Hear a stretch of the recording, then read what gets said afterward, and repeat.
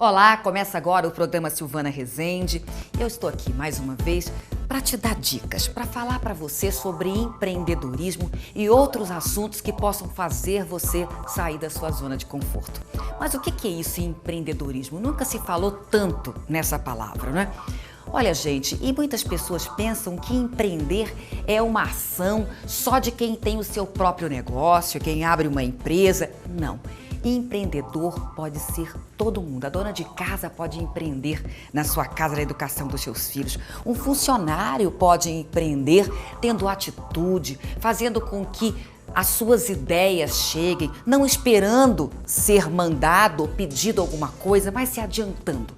Então, nós queremos aqui sempre estar falando sobre assuntos de grande conteúdo, que possa te auxiliar. Esse é o objetivo do nosso programa, estar sempre fazendo com que mais pessoas possam sair da zona de conforto e possam sim fazer aquilo para serem felizes de fato.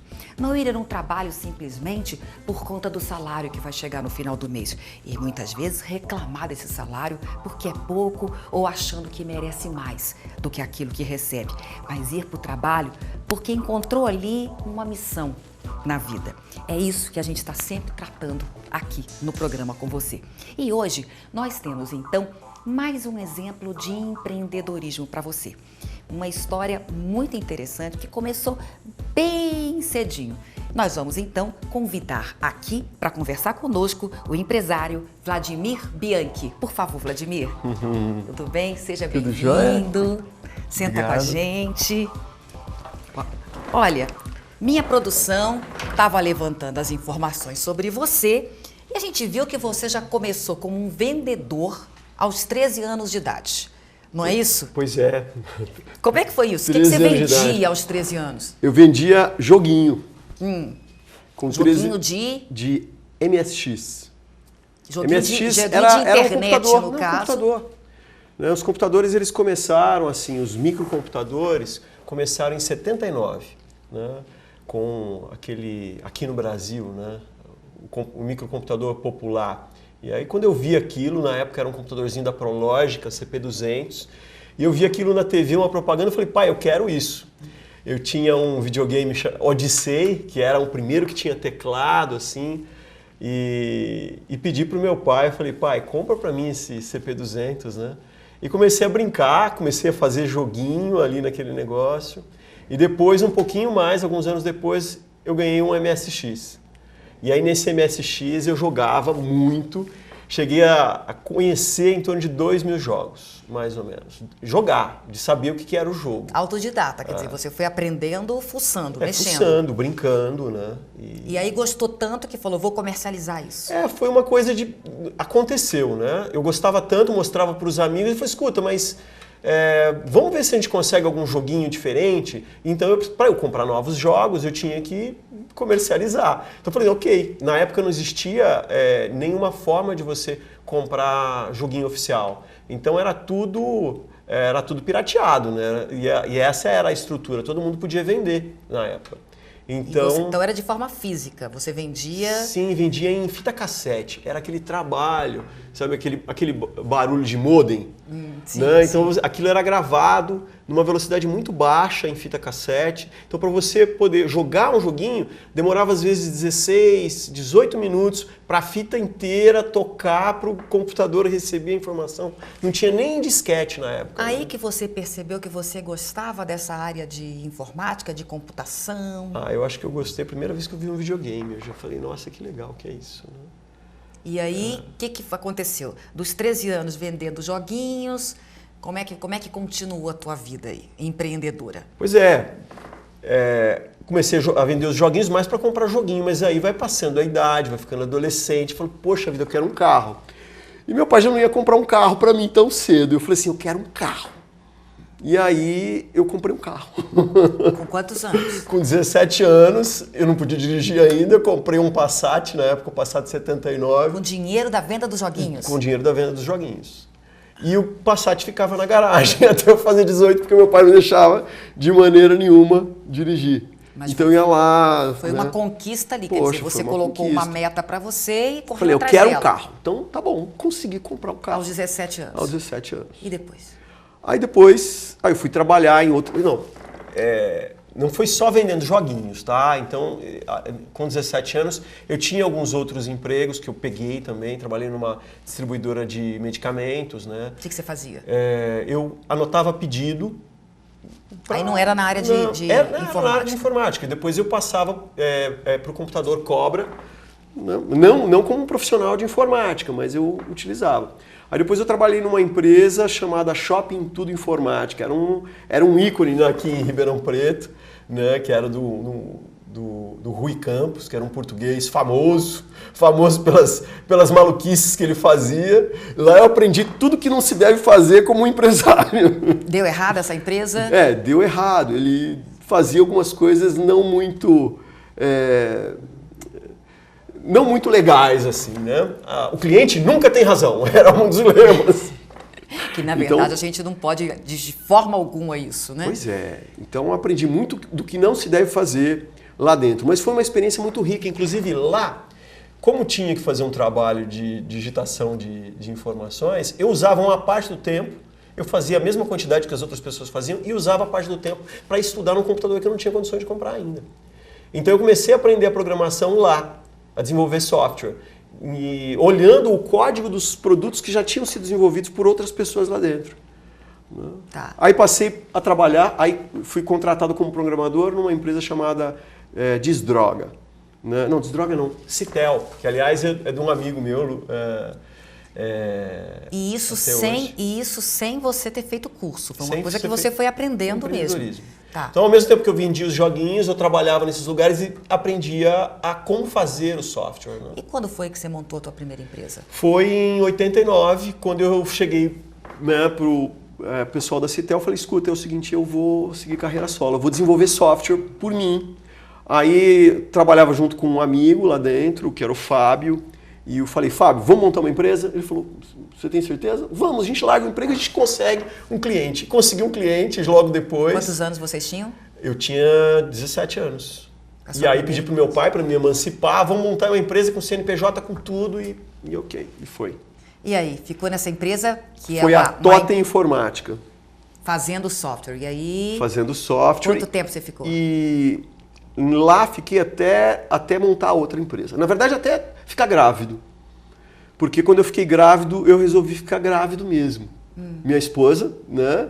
A gente resolveu ter um filho, ok. E aí eu falei para o meu irmão, que cuidava da empresa, eu falei, escuta, vocês querem tocar a empresa? Porque eu não vou mais, eu vou pensar em outra coisa. Porque meu sócio tinha ido embora, ele tinha ido para Ilha Solteira fazer um curso. E para desenvolver software sozinho, estava difícil. E eu estava vendendo computadores. Eu não gostava muito disso na época. Então eu falei assim, eu preciso parar um pouco para poder pensar no que eu vou fazer no futuro. Mas a empresa dava dinheiro para você poder ficar parado nesse tempo? Eu criei uma economia boa com o recurso que a empresa teve e falei, ok, tá bom. Você fez então um sabático, 9 meses, pensando o que você ia fazer depois? Sim. E aí? Fiz. Que ideia que você pariu depois desses 9 meses? Eu queria montar uma empresa que trabalhasse com informação para executivos, para profissional liberal. Então, na época tinha, inclusive você me entrevistou na Totem, quando estava nascendo a multimídia, que era os CDs. Na época, era muita informação para quem saía do gravador, para ir para um negócio que cabia muita coisa. Cabia muita coisa. Então, você tinha enciclopédia dentro daquilo e outras coisas, né? E naquele momento, eu falei assim, poxa, se eu montar uma estrutura onde eu tenho conhecimento dessas ferramentas que podem ser úteis para um arquiteto, podem ser úteis para um advogado, né? Eu vou trabalhar com essa consultoria, que eu acho que eu vou gostar mais de fazer isso. Isso foi a ideia. Mas acabou que na hora que você cria a empresa, eu participei de uma feira de informática na época e levei multimídia, e música, e áudio, né? Porque eu sempre tive um lado artístico também grande. Então nessa feira a gente, né, brincou com um monte de coisa, né? Foi quando eu conheci o Zé Mário, meu sócio, e aí nós resolvemos montar então a Computer Divisions, né? Que vinha de CD, né, CD, que era essa ideia de ter CDs para vários profissionais. E aí do CD veio Computer Divisions, né, que foi o nome da empresa. E por quanto tempo ficou essa? Quer dizer, na verdade você mudou de setor, vamos dizer, mas não mudou de área. Não mudei de área. Você continuou com informática, com computação. Mas eu queria realmente entrar mais para a área de software, que é o que eu gostava mais. Né? E como o desenvolvimento estava um pouco complicado de fazer diante do fato do meu sócio ter ido embora e não tinha um know-how. Aí você conseguiu um outro sócio. Sim, no caso, para outra empresa. Para tá. outra empresa. Essa história de sócio tem muitas, eu acho que é uma dica até que queria saber de você. Tem muitas pessoas que têm muito receio, né, de fazer sociedade. Até porque tem receio de... Às vezes é um grande amigo que depois na sociedade vai virar um inimigo. Não é? E tem pessoas que vão bem e não conseguem trabalhar sem sócio. Né? Qual a dica que você dá? Foi certo? Você combinou com todos os sócios que você teve até hoje? Sim. Que dica? O que vocês faziam para que isso desse certo? Eu acho que a base é confiança e transparência, sabe? E assim, eu tive, acho que, sorte, né? Também. É uma coisa de... E aprender muito bem a lidar com gente, que é uma coisa que você vai aprendendo. Então, eu já tive isso na primeira empresa, que foi a Totem. Na segunda empresa, comecei com o Zé Mário e com o Conrado na época. Depois o Conrado saiu. E sempre deu certo. Sempre era conversado e discutido. Sim, lógico o problema que vinha os conflitos, né? Os conflitos sempre aparecem. Nem sempre. Até em um relacionamento marido e mulher, né? Mas o que a gente cresce com isso é muito grande. Se você tem consciência disso, se você tem consciência de que o relacionamento é uma oportunidade de desenvolvimento. Né? Sim. Mas eu acho que a base toda é confiança. Quando existe confiança e existe transparência, o resto se resolve. E o mais importante até, eu sempre coloco na sociedade, é que muitas pessoas não combinam porque acham o outro muito diferente dele. Não é?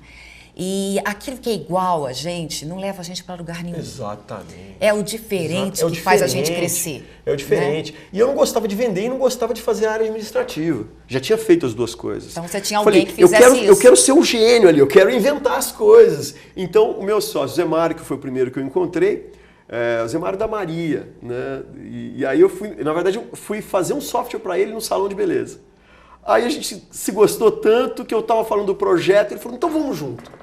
Que legal. Né? Foi amor à primeira vista. Foi bem assim. Legal. Olha, nós temos que fazer agora um breve intervalo. Daqui a pouquinho a gente volta depois do intervalo.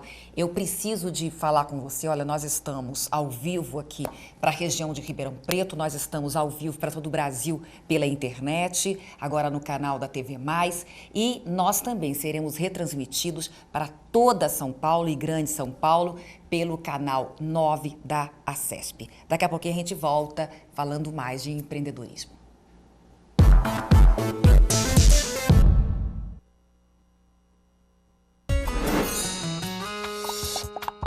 Muita história pra contar, muita coisa pra levar. Eu tenho a sensação de dever cumprido e o sentimento que eu tenho é de gratidão a todos os meus professores, que tiveram muita paciência comigo, isso eu posso garantir. Quando eu penso no Moura Lacerda, eu penso nos amigos que eu fiz, no conhecimento que eu adquiri, na pracinha, que era o máximo sentar no banquinho da praça na hora do intervalo para tomar cappuccino. Fez todo o diferencial. A cultura que eu adquiri aqui, a convivência, enfim... Eu devo muito à instituição e a todos os conteúdos que eu tive a oportunidade de estudar e conhecer aqui. Então, eu acho que a palavra que traduz tudo isso é satisfação.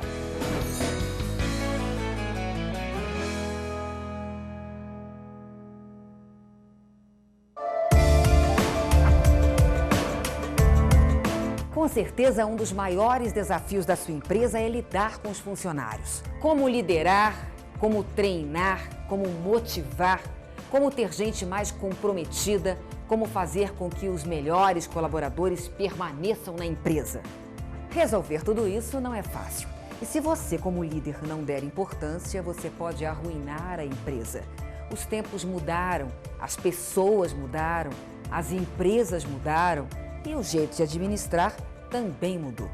É aí que eu entro para te auxiliar, com palestras, treinamentos e coaching. Tenho atendido muitas empresas para falar de liderança, motivação, geração Y, a mulher no mercado de trabalho e muito mais. Misturo teoria e prática, tudo isso de forma descontraída, baseada em muito estudo e a experiência como consultora em gestão de pessoas, preparo palestras e treinamentos de acordo com a necessidade da empresa. O importante é despertar uma autoanálise e fazer com que as pessoas parem de se justificar e colocar a culpa nos outros. Por isso, além de palestras e treinamentos, eu trabalho com coaching. Escolha a sua meta, que eu auxilio você a alcançá-la. Mais informações pelo site www.silvanaresende.com.br. Eu te espero lá.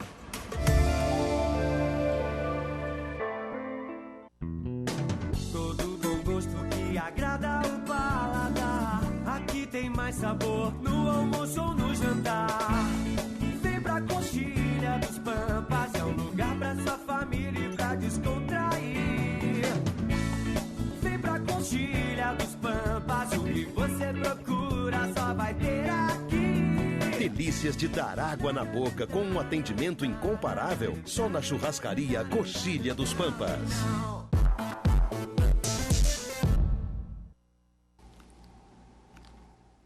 Voltamos ao nosso programa, mais uma vez falando de empreendedorismo, uma história hoje muito interessante do Vladimir Bianchi, empresário que está aqui conosco.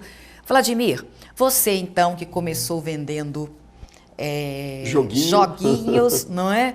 Em fita cassete lá aos 13 anos, depois foi dono da sua própria empresa aos 17 anos. Uhum. Como é que foi depois? Você teve mais de uma empresa, foram várias empresas até chegar hoje. Sim, o que aconteceu nesse percurso? São várias, né? Então a primeira foi a Totem Informática, depois montei a Computer Divisions.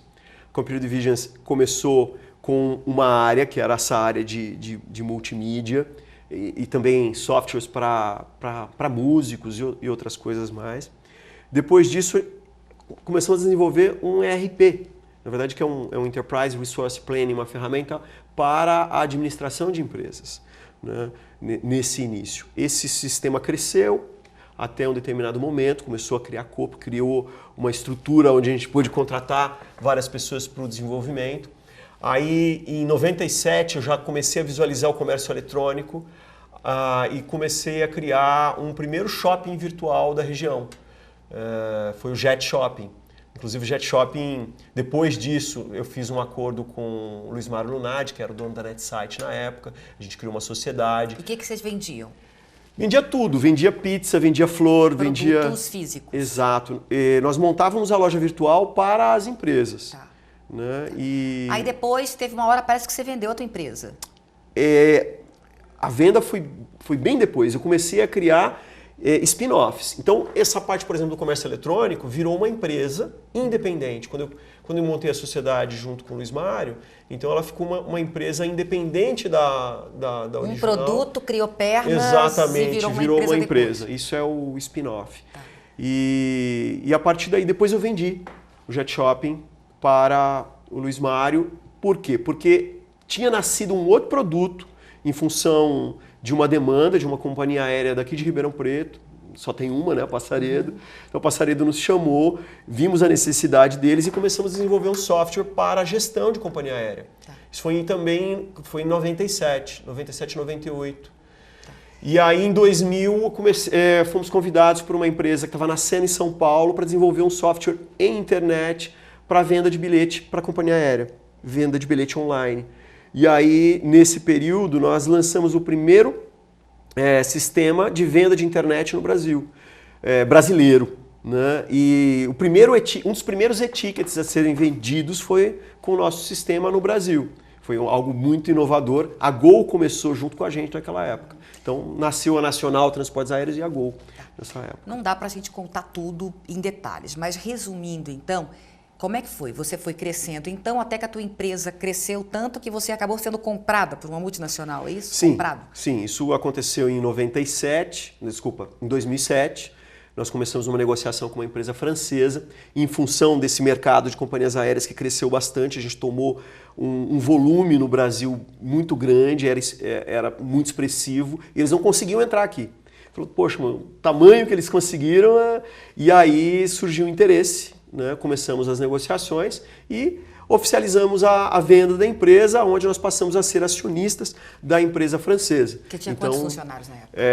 Em torno de 110 pessoas, mais ou menos. Tá. E aí você ficou como executivo da empresa. Você Sim. vendeu a sua parte e ficou Continuei como executivo. acionista da empresa, da matriz, né, que fica em Paris, e continuei como executivo. É uma característica do empreendedor esse desapego da empresa, do CNPJ? Isso é um aprendizado, viu? Porque tem gente que fala assim, essa empresa eu que criei, eu que vou ficar a vida inteira com ela, não vou me desapegar. E não desapega, e de repente até tem uma outra ideia, percebe que tem uma outra veia para outra coisa, mas quer ficar com aquilo ali e não se desagarra de forma alguma. Acho que o empreendedor não tem muito isso, né? Ele vai criando, né? Depende. Se você cria realmente... Porque existe uma relação de amor. Né? Isso existe, não tem jeito. Você cria isso. Então, esse processo do desapego é um processo onde você começa... Às vezes você começa a medir. Poxa, o risco começa a ficar grande. Né? O negócio começa a crescer. Será que eu quero que isso cresça desse tamanho mesmo? Será que eu não quero realizar um pouco agora? Né? E para poder começar uma vida nova, porque existe também essa coisa de querer começar coisas novas. O empreendedor, ele adora desafio. Então, muitas vezes, o que aconteceu comigo muito foi isso. Começa a crescer muito, quer dizer, são 24 horas da sua vida voltadas para aquilo ali. Focado naquilo. Então você começa a observar, ok, será que é isso que eu quero para minha vida? Esse questionamento veio bem antes da venda. Né? E o que estava internamente era, não é isso. Tem coisa que está nascendo aí. Então isso auxilia num momento como esse de tomar uma decisão. Você assim. vendeu, fez caixa. Dá para falar mais ou menos por quanto você vendeu na época? Eu não guardo muito número assim. Mas foram alguns milhões. Foram alguns milhões. Tá. Aí deu para você ficar mais acomodado e pensar em outra ideia. Sim. Tá. E daí para cá? Quais as ideias que apareceram? Olha, eu tive um processo muito grande assim de olhar para o lado da espiritualidade. Né? E isso é uma coisa que foi muito forte. Acabei indo para a Índia em 2011, isso mexeu muito comigo. E quando eu voltei de lá, eu falei assim, eu quero ajudar as pessoas. Eu quero, de alguma maneira, trazer um pouco desse conhecimento. Então, hoje eu estou num momento em que eu estou caminhando principalmente para essa área de terapias, para a área de ensino. É uma coisa que minha esposa já tinha entrado nessa área há um bom tempo. Eu tenho apoiado ela há muito tempo nesse processo, né? Com o Despertar do Parto, que é uma outra empresa que eu sou acionista também. Então, esse questionamento, essa coisa, veio de uma maneira muito forte. Né? Então, um sonho meu foi como integrar a tecnologia com a espiritualidade. E isso, nesse processo todo, com várias outras empresas que nasceram aí no meio desse caminho, que eu não vou ter tempo de contar, né? Eu tive que desenvolver algum método para isso. De como ser mais produtivo, como fazer uma gestão de várias coisas ao mesmo tempo e ao mesmo tempo poder estar inteiro com a família, tá inteiro no final de semana, né? Tá inteiro em outras atividades, tá inteiro na hora que eu estou ensinando meditação, por exemplo. É interessante isso porque a maioria das pessoas pensa que o mundo de hoje exige muito tempo da gente. Para quem quer ter sucesso, tem que trabalhar 10, 12 horas por dia e muitas vezes deixa a família de lado, mas a gente acredita que está se abrindo, e eu acredito muito na espiritualidade também, e trabalho isso nas minhas palestras e como coaching também, de que há formas de você trabalhar, mesmo que seja às 12 horas, mas de uma forma tão positiva que quando você chegar em casa você vai ter qualidade para atender a sua família. Né? E não é essa coisa louca, bitolada da competição pela competição. É isso que você está percebendo no teu dia a dia, nesse desenvolvimento espiritual? É isso, né? Uma coisa que eu sempre digo, nós não somos fazedores humanos. Nós somos seres humanos. E como seres humanos, é claro, precisamos fazer, porque a gente tem uma base, né? Precisa comprar as coisas, principalmente no mundo ocidental que a gente vive, não dá para viver como na Índia, né? Você tem que educar os filhos, então você tem que fazer. Mas se você não tem saúde, se você não tem equilíbrio, que vida que você tem? Como é que você desfruta de tudo isso? Não tem absolutamente nada, né? Então... Inclusive, olha, tem gente que está curtindo o nosso papo aqui pela internet, Tiago Meira Rezende, Edna Laje Ferreira, Willa Rodrigo Leite, Paulo dos Santos, Jorge Luiz Vendrúsculo, todo mundo curtindo o programa nas redes sociais. Gente, muito obrigada aí pela audiência. A gente fica muito feliz, porque não só as pessoas estão curtindo agora e acompanhando o nosso programa ao vivo pela TV, como tem muita gente, com certeza, também pela net nos acompanhando. Que é outra forma, né, de chegar a mais pessoas, né? Agora, o que você percebe, você que está junto também com essas pessoas que estão loucas nessa competição, o que é mais difícil de se mudar nessas pessoas hoje?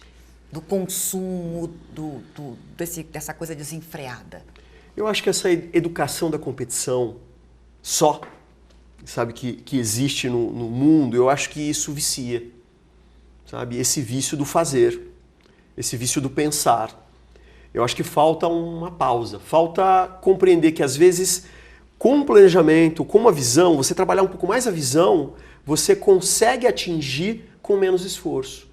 Eu acho que tem muito esforço e menos visão. É uma coisa que... É mais ou menos, eu ouvia do meu pai assim, quem trabalha demais não tem tempo para ganhar dinheiro. Pois é. Ele queria, acho que, sabedoria popular mesmo, ou seja, exato. Quem está fazendo demais, às vezes gastando energia e não está pensando, que eu acho que é isso que você está colocando, né? Não tem a estratégia muitas vezes, está só fazendo sem se perguntar uma série de coisas. E tem muitas pessoas que pensam, que têm a estratégia e que depois colocam isso para ser feito. Exatamente. Né? E a meditação, acho que é isso que você tem feito hoje. E eu, gente, olha, acho que eu nunca expus isso aqui, mas eu gosto muito de meditar, há um bom tempo que eu faço isso. E eu percebo, assim, diferenças fantásticas, né? No meu dia a dia, quando eu medito e quando eu não medito, é completamente diferente. Totalmente diferente. Né? O universo realmente conspira, não é? A nossa percepção do mundo tem muito a ver com o nosso mundo interno. E nós somos muito mais do que o nosso consciente, do que a gente pensa. Tem muito mais no inconsciente, né, que está atuando nas nossas ações do que o consciente. E o inconsciente a gente só acessa através de técnicas como a técnica de meditação. Né? Eu estava outro dia, estamos dizendo que o nosso bloco tem que encerrar com o nosso tempo, mas eu estava outro dia vendo uma coisa que nós temos cerca de 95, é muita coisa, 1000 pensamentos por dia.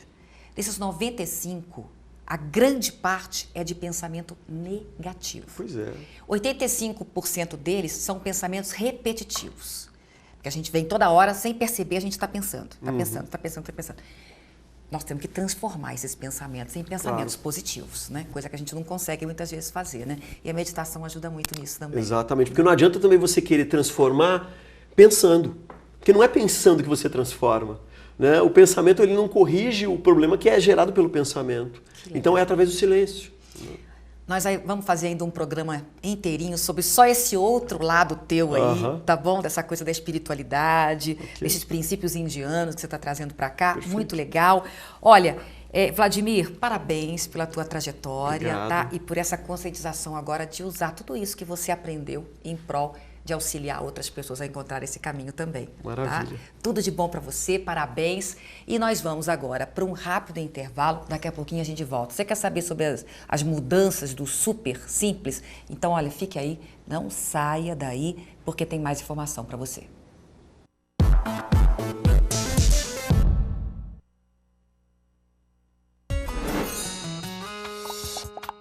Muita história pra contar, muita coisa pra levar.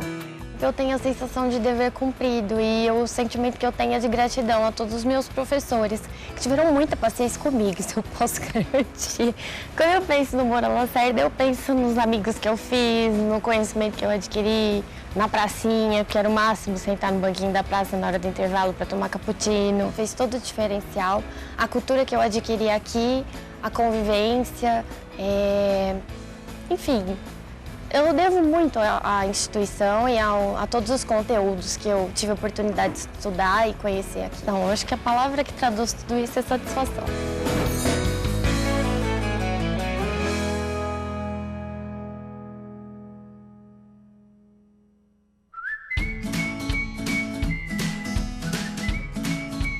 A Dipaz Móveis Planejados tem a melhor solução para deixar sua casa ou ambiente corporativo mais prático e aconchegante.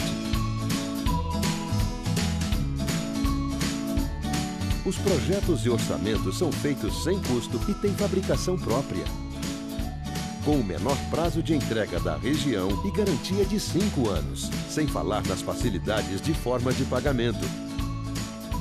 E ainda as opções em sofás da marca Arte Sofá e produtos exclusivos da Rivate.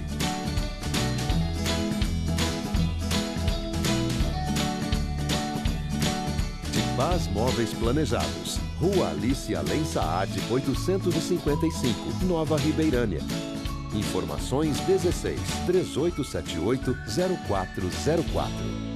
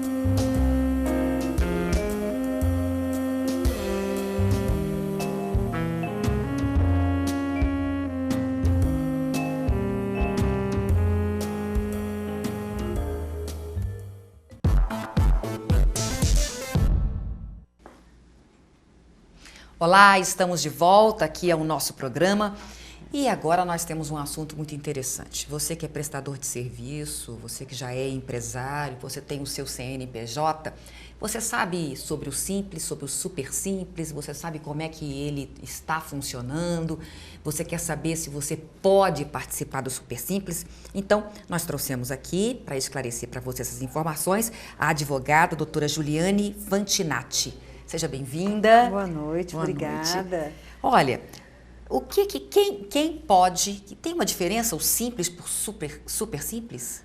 Não, na verdade a lei que já desde sempre chamava esse sistema de tributação de simples, com a lei complementar lá atrás ela veio inovar em alguns termos, então acabou se apelidando de super simples. Então tudo é super simples hoje? Tudo é o Simples Nacional. Para a gente não fazer confusão. Exato. Falar de super simples ou Simples Nacional, mesma coisa. Exatamente. Tá. E o que é o Simples?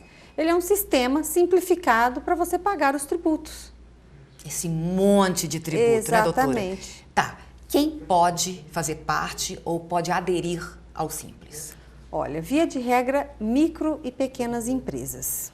Isso é de acordo com o faturamento? De acordo com o faturamento. Tá. Qual então, faturamento? Eu posso ter um faturamento anual de, no máximo, 3.600.000 reais no ano. 3.600.000, isso por... Isso, dá uns 300 mil reais por mês. Por mês. Faturamento, ou seja, não Faturamento. significa que é lucro, não, é faturamento. Faturamento. É tudo que entra na empresa. Exatamente, exatamente. Tá. Que inclusive esse conceito agora ele é bem abrangente, né? Então, se você tem receita de aluguel, se você tem receita da venda da sua mercadoria, da prestação do seu serviço, tudo isso hoje é tido como a receita bruta. Mas isso, no caso, você está falando de pessoas jurídicas. Pessoas jurídicas. Então, vamos supor, tem uma empresa que tem imóveis no alugados, nome dessa empresa. exatamente. Imóveis alugados. Isso. O que ela receber, tudo isso vai entrar nesse faturamento. Vai entrar nesse... E não só, então, a renda da empresa em si. Não é só a venda da mercadoria, nem só o preço do serviço prestado. Se ela tiver outros ingressos, né, esses outros ingressos também serão computados. Tá. Aí depois disso, como é que funciona então? 3 milhões e 500, até 3 milhões e 600 por ano. Por ano. Tá. E qualquer área? Então, você tem o comércio, a indústria, que sempre estiveram abrigados pelo Simples Nacional. Todo comércio e toda indústria pode aderir ao Simples Nacional. A gente tinha muitas restrições em relação à prestação de serviços, né? Nem todo tipo de prestação de serviço poderia optar, né? Poderia aderir a esse sistema simplificado. Tá? O que mudou muito no ano passado, no meio do ano passado, com a Lei Complementar 147, muitas categorias profissionais passaram a poder optar pelo Simples Nacional. agora a partir de janeiro de 2015. Então, até dezembro de 2014, esses prestadores de serviço, muitos deles não podiam optar pelo Simples.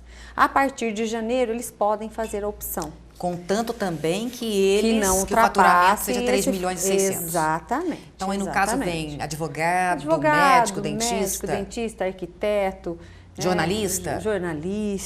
Porque antes toda atividade intelectual, tá, que tivesse uma regulamentação ou não, por exemplo, os médicos têm o CRM deles, então é uma profissão regulamentada, os advogados têm a OAB. Então, antes, algumas profissões que não fossem regulamentadas já podiam ingressar, mas essas em especial, elas eram vedadas. Não podiam optar pelo Simples Nacional. E aí significa que tem uma cota ou uma porcentagem? Qual que é o imposto que, no caso, quem está no Simples paga? Isso. Aí, dependendo da sua atividade, se você é comércio, se você é indústria, se você é prestador de serviço, você vai ter um anexo, tá? Então, eu tenho do anexo 1 ao anexo 6, que dependendo da sua faixa de faturamento, você tem uma alíquota que você aplica sobre o faturamento daquele mês e paga todos os tributos que estão ali abrangidos pelo Simples, tá? Ainda existem alguns tributos que não estão dentro do Simples. Então, tá? Quer dizer, alguns tributos que a empresa tem que pagar e que ela vai pagar pelo modo antigo mesmo. Exatamente, Tá. exatamente. Então, além da empresa, não basta ela faturar até 3 milhões e 600, ela muda de alíquota, então? Ela muda de Essa alíquota. alíquota vai de quanto a quanto? Então, depende da sua atividade, tá? Então, no comércio, na indústria, na prestação de serviços, que é esse anexo novo, o anexo 6. Ela começa em 16,93%. Mas é muito ainda. É muito. É muito? É muito. E ainda vai até 22,45%. Então, é um anexo caro, que a gente fala, né? Nós temos o anexo do comércio, o anexo da indústria, eles começam numa alíquota de 3%, 4%, vai até 10%, 11%. Agora, da prestação de serviço, ele ainda é um anexo muito caro. Por isso que a gente ouve muitas pessoas falando, inclusive, que tem que realmente avaliar se vale a pena ir para o Simples. Com certeza. Porque dependendo do seu nível de faturamento, vale mais a pena você ser uma empresa normal mesmo. Exatamente, Mas, exatamente. Então, eles fizeram uma coisa, então, de faz de conta. Veja só, para uma empresa que está começando, eu acho que o Simples é um mecanismo e uma forma mais simplificada, né? O nome já diz isso, para que você possa medir o seu custo tributário. A gente estava falando de empreendedorismo, certo? Uhum. Muito bem, você pensa, você tem uma ideia, você acha magnífica aquela ideia, você imagina um novo produto, um novo serviço, você já está pensando quanto é que você vai ganhar, certo? O empreendedor já pensa quanto é que ele vai ganhar.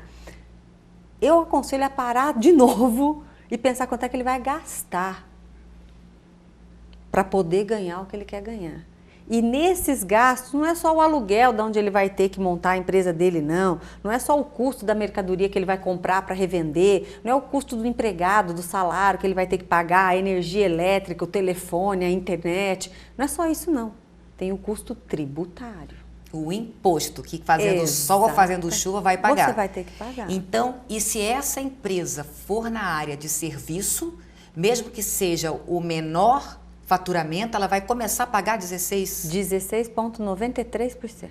E quanto que ela pagaria se ela fosse uma empresa que não tivesse aderido ao Simples? Isso é o que a gente chama do planejamento tributário, né? De você pegar as informações da empresa, pegar todas as expectativas, ou então dados reais de um último ano, de um último mês de vida real da empresa e fazer algumas simulações, porque isso exige fazer conta, tá? Não é uma coisa assim, não tem uma receita de bolo.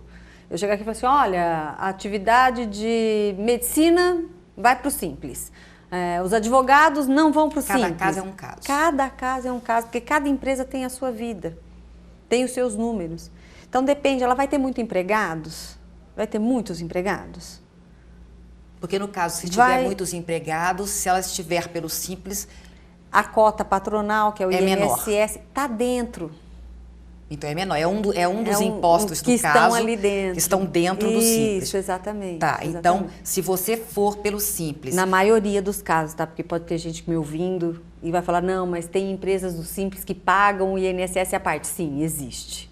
Também. Existe. Então, assim, a nossa legislação tributária é complexa. Tá? Ela não... É para complicar a vida. Ela não Olha, facilita eu sempre digo, muito. Juliane, que ser empresário no Brasil... É um desafio. É quase insano. É quase insano. Eu ouço muitas pessoas criticando empresários, muitas pessoas que não sabem O que é ser o empresário? que é ser empresário, que não é só a preocupação com as vendas, Não. com os funcionários, mas essa outra preocupação de ser empreendedor. Os e de riscos. o risco, exatamente, o risco. Você E não porque- sabe o que vai acontecer. Não, e diante dessa legislação tão complexa, por mais que o empresário se esforce para querer fazer tudo certo, é complicado. Não, e qualquer coisa que você faz errado ou que você não tem um contador que saiba direito, a receita bate na sua porta E mesmo depois. assim eu brinco, né? Eu odeio esse nome, super simples. Porque não tem muito Porque de simples. super ele não tem nada e simples menos ainda, né? Você veja, mesmo no comércio, um restaurante, uma lanchonete, que sempre pôde estar no simples e continua podendo, tá? Depende do que ela vende, ela vai computar aquele valor nos 3.600 ou não. Depende de como ela vende, ela vai ter que pagar o ICMS-ST separado, porque o ICMS-ST não está dentro do simples. Se ela compra ou se ela vende para fora do estado onde ela está, ela tem que fazer o cálculo do ICMS-ST separado. Do outro estado. Do outro estado. E recolher numa outra guia. Então não é tão simples. Não é tão simples. O que, na verdade, faz com que qualquer empresário, sendo pequenininho ou não, tenha que ter um escritório de contabilidade para trabalhar para ele. Ele sozinho não consegue fazer. Não. Não vai conseguir entender É, o que é. exatamente. Mais ou menos quais impostos não entram dentro do Simples e o empresário continua tendo que pagar fora? O ICMS-ST é um, que eu acho que é o que é mais... ICMS? O ICMS é imposto sobre a circulação circulação de mercadorias e serviços, de Serviços. telecomunicação e transporte. Esse é o ST. Esse é o ICMS. Esse é o ICMS, Tá. Imposto sobre a Circulação de Mercadorias e Serviços de Transporte e Telecomunicações. Esse é o imposto. O que é o ST? É a substituição tributária. Então, por exemplo, refrigerante. Eu tenho a indústria do refrigerante, ela fabrica o refrigerante, na hora que ela vende aquele refrigerante, ela já recolhe o ICMS, que é a circulação desse produto, dessa mercadoria, até o consumidor final. Ela já antecipa todo esse recolhimento. Existe um cálculo onde se imagina qual é a margem de valor agregado em cada, qual a margem de lucro que vai ter em cada uma das operações. Sai da indústria, vai para um atacado, o atacado vende para um supermercado, o supermercado vende para um consumidor final. Só que o supermercado, depois, quando vender, ou o atacadista, quando Não vender... paga mais ICMS. Ele não paga esse ICMS Exatamente. mais. Não existe uma bitributação nesse caso. Não existe, porque é a substituição tributária. A indústria já recolheu todo o ICMS Para evitar da que tenha cadeia sonegação na ponta. e tenha mais trabalho para fiscalização também. Porque assim ela fiscaliza só a Um indústria, ela não precisa fiscalizar O a todo. indústria, o distribuidor, o supermercado. Nisso o governo é bom, né? É. Mas ele tinha que ser bom na Para hora de aplicar. devolver o serviço para a gente. Exatamente. Eu falo que a carga tributária é alta? É. Mas por que ela é alta? Porque a gente não tem retorno. Exatamente. Então eu falo que eu não quero mais brigar para baixar a carga tributária. Eu quero queria ter que a retorno população, que a nação brasileira se mobilizasse para exigir a aplicação correta Eu quero desses um posto recursos. de saúde com profissionais Exatamente. e com remédio. Eu quero, uma educação, escola pública boa. Eu quero o asfalto da minha cidade em que ordem. tá a cidade inteira esburacada. Quer dizer, Ai, isso nossa, é muito Que complicado, cidade né? você mora? Na minha também tá assim. A minha cidade, Ribeirão Preto, infelizmente, nunca teve tanto buraco nas ruas como tem hoje. Exatamente, Né? exatamente. Isso é triste, É né? triste, é triste. A arrecadação de Ribeirão Preto nunca teve tão alta, 2 bilhões e meio, e nunca teve tanto buraco, né? Muito, muito ruim isso. Nós vamos fazer uma breve pausa aqui, porque agora nós temos que falar para você das vagas de emprego que a gente levantou. Assistente administrativo, auxiliar de cozinha, coordenador pedagógico, eletricista automotivo, gerente de recursos humanos, representante comercial, técnico em estética, técnico em manutenção de equipamentos de informática.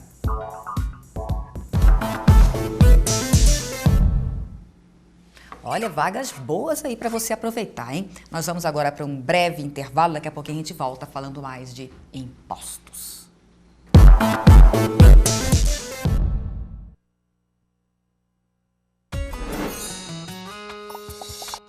Muita muita história pra contar, muita coisa pra levar.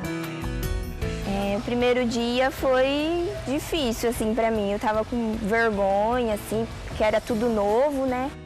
O último dia foi, assim, alegre por ter terminado, concluído, mas com um pouquinho de tristeza porque acaba se desfazendo das amizades, né? Se vai distanciando. Eu já namorava, né? Quando eu entrei na faculdade, meu namorado também entrou junto comigo. Ele fazia administração e eu contábeis.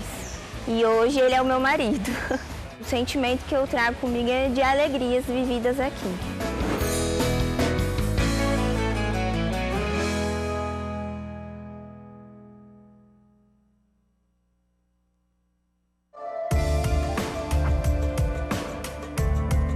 Com certeza, um dos maiores desafios da sua empresa é lidar com os funcionários. Como liderar, como treinar, como motivar, como ter gente mais comprometida, como fazer com que os melhores colaboradores permaneçam na empresa. Resolver tudo isso não é fácil. E se você, como líder, não der importância, você pode arruinar a empresa. Os tempos mudaram, as pessoas mudaram, as empresas mudaram e o jeito de administrar também mudou. E é aí que eu entro para te auxiliar, com palestras, treinamentos e coaching. Tenho atendido muitas empresas para falar de liderança, motivação, geração Y, a mulher no mercado de trabalho e muito mais. Misturo teoria e prática, tudo isso de forma descontraída, baseada em muito estudo e a experiência como consultora em gestão de pessoas, preparo palestras e treinamentos de acordo com a necessidade da empresa. O importante é despertar uma autoanálise e fazer com que as pessoas parem de se justificar e colocar a culpa nos outros. Por isso, além de palestras e treinamentos, eu trabalho com coaching. Escolha a sua meta, que eu auxilio você a alcançá-la. Mais informações pelo site www.silvanaresende.com.br. Eu te espero lá.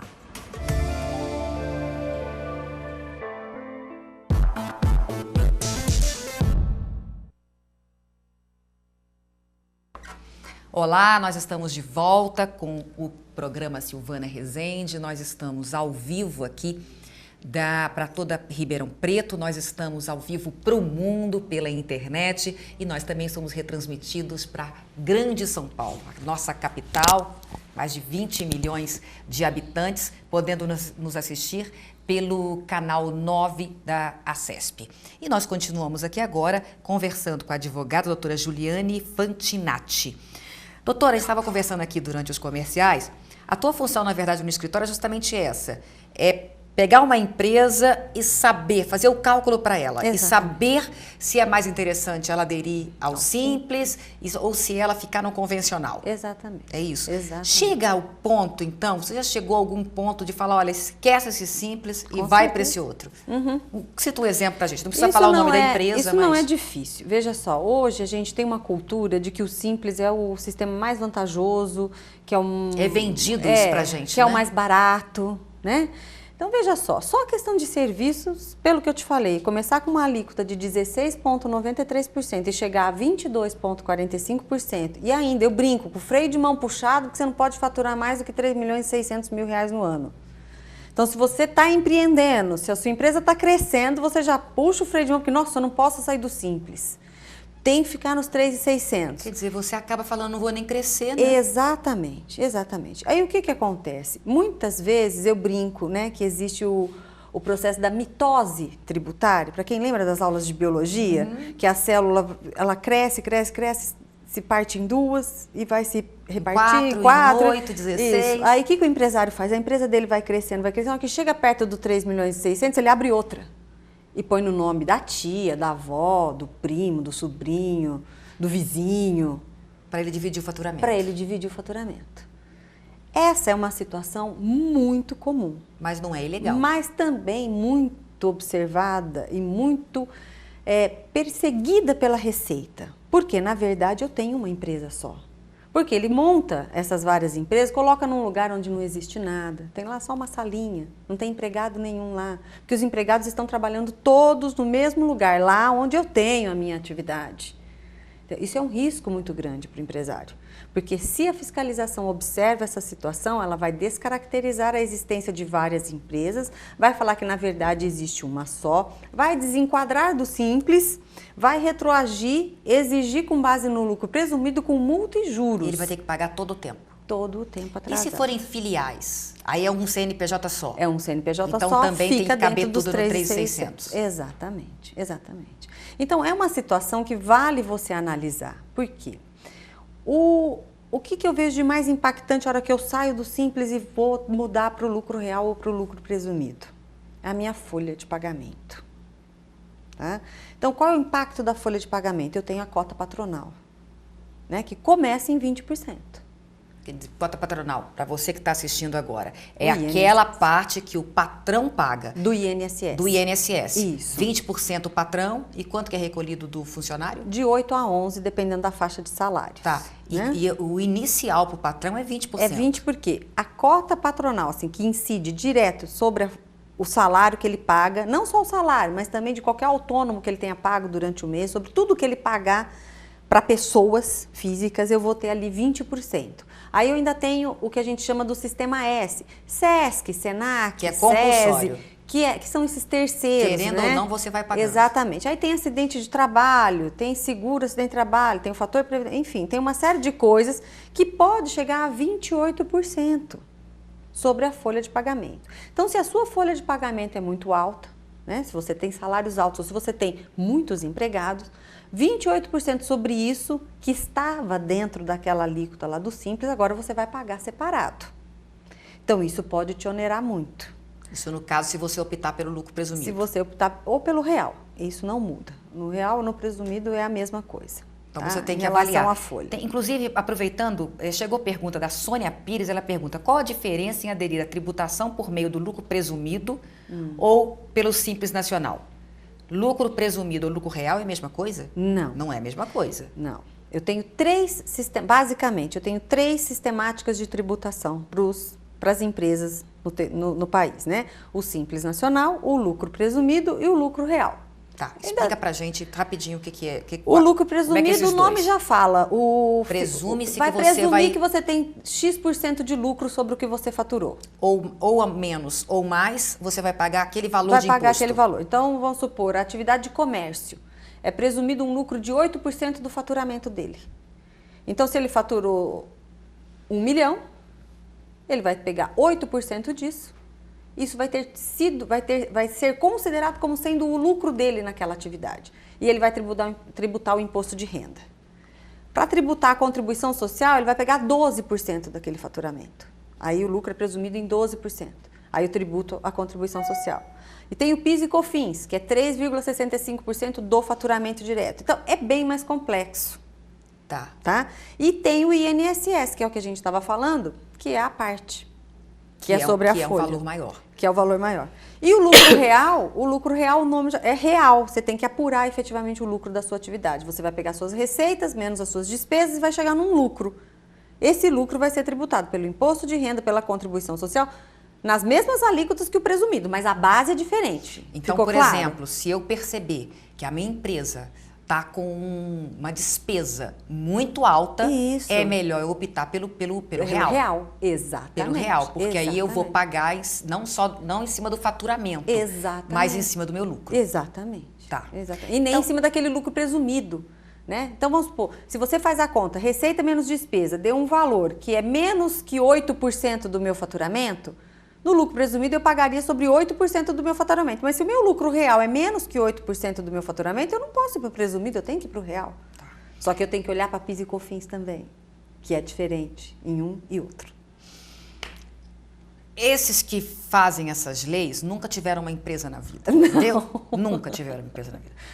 Olha, tem o Marco Aurélio Guimarães. Alguma categoria de empresa ficou fora do Simples? Do Simples Nacional, que não pode ingressar agora? Deixe-me pensar o que eles vedaram.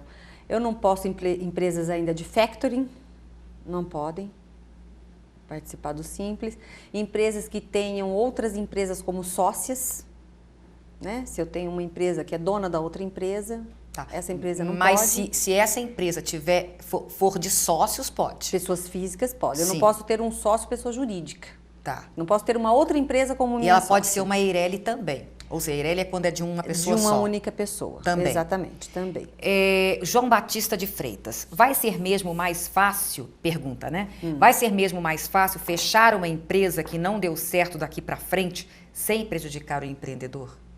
Esse é o problema. Mais fácil até vai ser bem mais rápido, mas se você encerrar e a empresa tiver dívidas, essa dívida vai para o CPF do empreendedor. Então, aquele tempo que ficava antes pendurado, você não conseguia fechar a empresa de forma alguma, mas Hoje ficava você no pode fechar. CNPJ, você pode. Pode. Só que você leva essa dívida para o seu CPF. Exato. Tá? O E empreendedor. fecha hoje uma empresa em quanto tempo?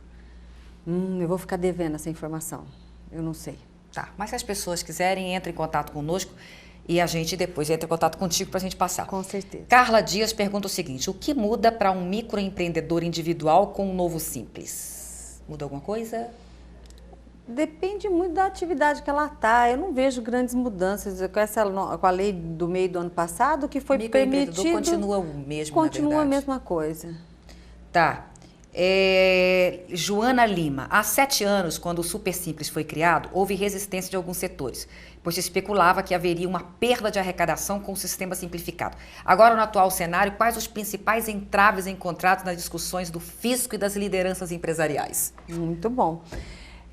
Uma crítica que eu sempre faço em relação ao sistema tributário como um todo, né? Porque o Simples, na minha visão, ele deveria ser um sistema de tributação que facilitasse a vida do empresário e permitisse que ele se consolidasse, se organizasse melhor, pudesse crescer e então passar, vamos falar assim, para o regime das grandes, né? Sim. De gente grande, né? Ele ficaria gente pequena e teria o Simples como um processo de adaptação, de crescimento para fazer a transição para o mundo de gente grande. Muito bem. Hoje, o que é que eu vejo? Você pode faturar até 3 milhões e 600 no ano, certo? Se você faturou 3 milhões e 700, 3 milhões 650 mil reais, você faturou 50 mil a mais. Isso te exclui do Simples. Só que a hora que você pega aquela atividade e põe no presumido ou no real, o aumento da carga tributária dele é maior do que aqueles 50 mil. Aqueles 50 mil não vai pagar. Até como se não valesse a pena, aquilo que você falou do freio de mão. Exatamente. Então a gente não tem Essa uma transição. Exatamente. A gente não tem a transição para Exatamente. que a gente possa ser criança como microempreendedor, Um virar um adolescente e entrar pra e vida ser um grande adulta. depois. Exatamente. É um entrave absurdo. Exatamente. Né? E por um isso absurdo. os empresários acabam se socorrendo de certas estratégias que os colocam em risco, como a mitose tributária, né? A partição da empresa em várias Pra outras. sobrevivência, muitas Para vezes. sobrevivência. Só para a gente fechar, em média, quanto que um escritório cobra para pegar uma empresa? É claro que depende do tamanho da empresa, Exato. mas em média, para fazer esse serviço de consultoria e falar, olha, a tua empresa é melhor você entrar nesse ou naquele? Realmente é difícil eu te falar um valor, porque realmente vai depender da complexidade das informações, né? Mas vai de quando a quando, Juliane? Olha, a gente tem por prática sentir o que o empresário pode pagar, tá? Qual é a sua dificuldade? Então, a gente tenta parcelar isso para que ele possa atingir. E mostrar que ele vai e ter essa mostrar economia que ele depois. vai ter essa economia depois. Olha, muitas vezes o empresário também fica visando só pagar menos tributo. O que a gente tenta incutir na cabeça do empresário é que ele tem que ter menores riscos. Por mais que isso possa lhe custar um pouco mais nesse momento, se ele continuar incorrendo naquele risco e for autuado, a autuação é muito pior do que pagar aquele tributo a mais. Então, não é fácil a gente mensurar isso. Os contadores estão aptos a dar essas informações? Muitos estão. É o que eu falo, a grande diferença é que quando a gente está o contador ele tem muita responsabilidade. Então, nós temos aqui que ressaltar a importância do CRC, né? E o contador ele não pode se arriscar, porque ele tem responsabilidade junto com o empresário. Ele assina junto. Exatamente. Então, a responsabilidade dele é de uma outra forma. O advogado tem por obrigação e por responsabilidade justamente brigar contra o que for necessário para tornar mais fácil a vida do empresário. E eu não sou responsabilizada. Então, de repente, eu dou um parecer falando, olha, pode deixar de recolher, ou então não recolha dessa forma, recolha assim, recolha dessa outra, economize tributos. Por quê? Mesmo que o fisco entenda aquilo como uma sonegação, eu vou discutir. Ok, mas o contador não pode assumir isso depois. Pode assumir isso depois. Ele tem que ser mais cauteloso. Exatamente. Olha, muito obrigada. Imagina, o assunto a gente prazer. falaria aqui muito mais tempo, mas realmente nosso tempo acabou. Eu só quero agradecer aqui mais gente nos assistindo pela internet, Dagoberto Júnior, Ricardo Agostinho, Fernando Carnot, Marcos Vinícius Moreira de Carvalho, Ronaldo Mazzoni, Vanesca Silva, Marcelo Fontes, Sandra Deulama, Carlos Augusto Dutra Megali, Neuza Maria e muito mais gente. Muito obrigada mesmo. Um grande abraço para você e semana que vem a gente volta, com certeza.